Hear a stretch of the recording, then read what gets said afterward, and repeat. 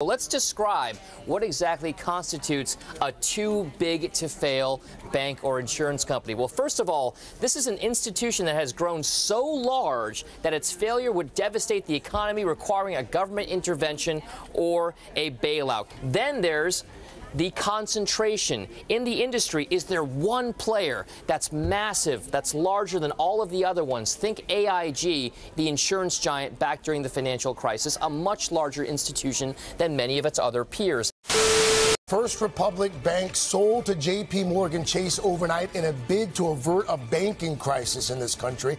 It's the second largest U.S. bank collapse ever, following Washington Mutual back in 2008 during the financial crisis. Essentially what happened is that over the weekend, they were able to find a resolution so that this bank could survive and make it to market open today on this Monday. So we got the news overnight that the Federal Deposit Insurance Corporation was going to step in and take ownership of First Republic Bank, which had been struggling for essentially the last few weeks, ever since Silicon Valley Bank went under. And they're also going to simultaneously sell the assets to JPMorgan Chase. So JPMorgan Chase, the nation's largest bank, now going to be the owner of First Republic. For what's worth, JPMorgan Chase CEO Jamie Dimon saying our government invited us and others to step up, and we did almost 2 months after the turmoil that we saw.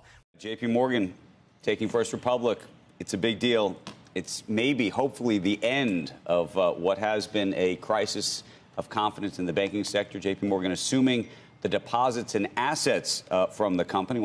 It's historic. It was a competitive bidding process. This weekend was fast and furious. But yes, the news this morning is that JPMorgan is acquiring First Republic directly from the FDIC, which seized and immediately sold the faltering bank. This transaction, the result of a competitive bidding process, at least according to the FDIC and JPMorgan, includes a majority of First Republic's assets, including $173 billion in loans and $30 billion in securities.